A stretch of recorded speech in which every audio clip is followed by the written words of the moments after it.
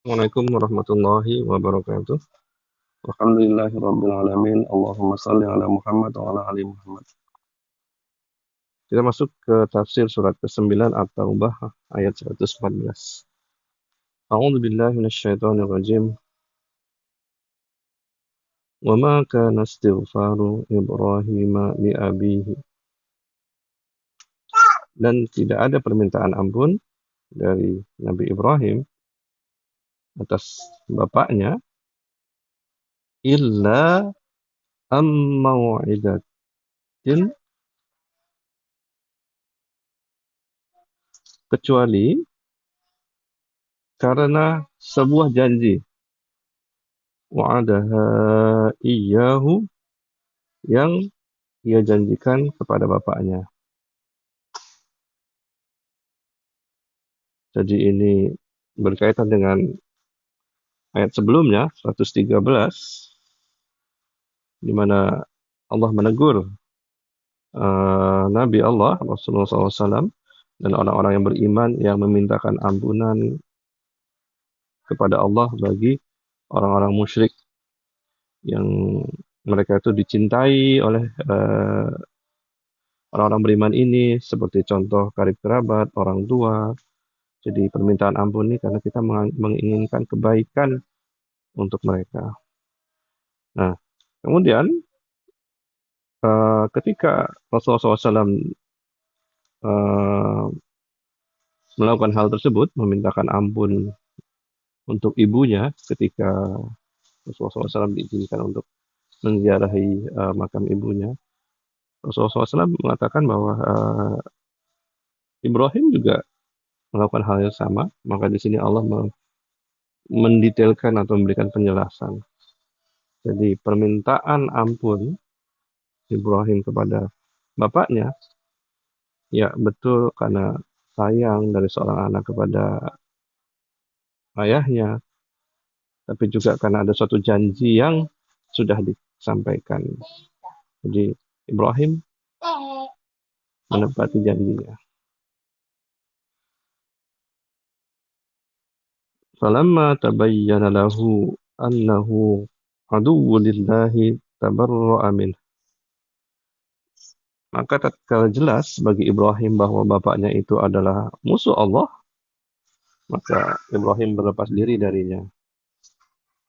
Jadi kita mengenal adanya piramid cinta lah ya, kalau mau saya mudahkan. Di paling atas kita letakkan Allah, piramid cinta kita ini. Kenapa? Sederhananya adalah karena Allah lah zat yang paling mencintai kita di atas semua-muanya. Allah yang menciptakan kita.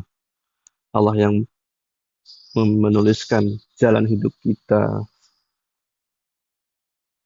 sebelum kita lahir.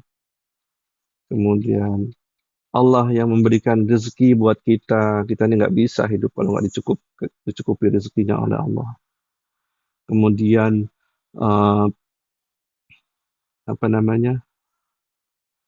Allah yang memberikan hidayah kepada kita, mengenalkan kita kepada Islam, istiqomah dalam keimanan. Nah, semua itu adalah karena cinta Allah yang begitu besar kepada manusia. Kemudian yang kedua adalah Rasulullah SAW. Rasulullah SAW ini diinstal oleh Allah di dalam hatinya cinta kepada umatnya. Kalau mau saya analogikan adalah kayak cinta nggak jelas antara orang tua dengan anaknya. Kenapa saya bilang nggak jelas? Emang nggak jelas. Kita punya anak. Anak tuh ngerepotin, nangis setiap hari, pengen mimik susu.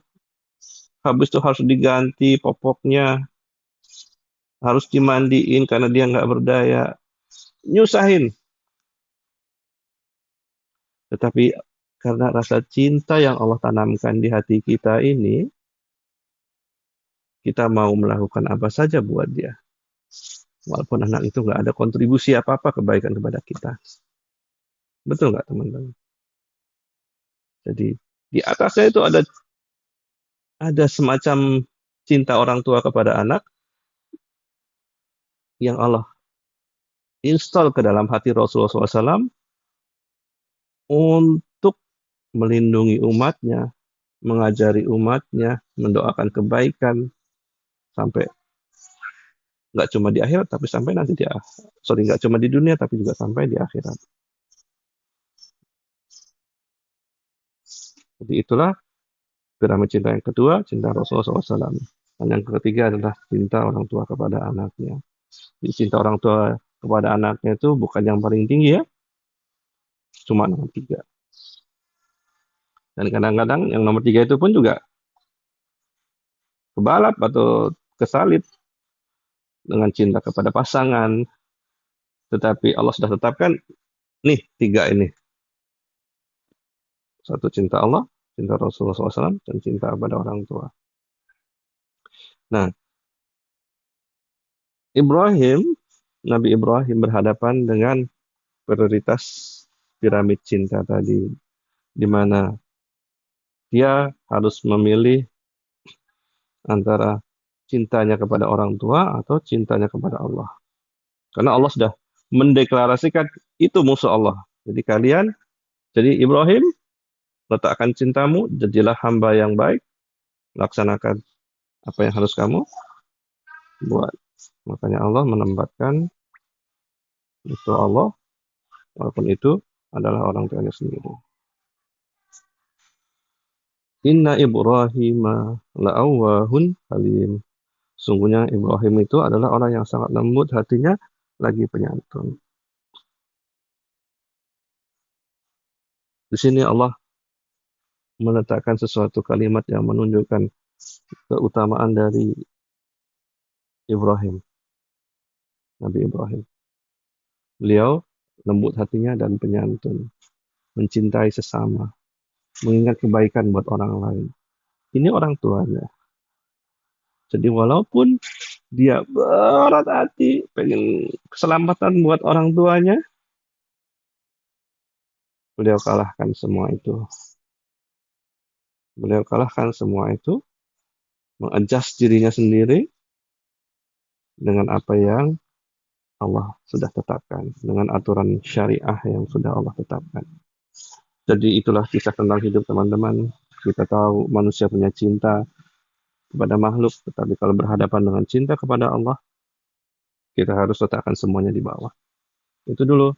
Assalamualaikum warahmatullahi wabarakatuh.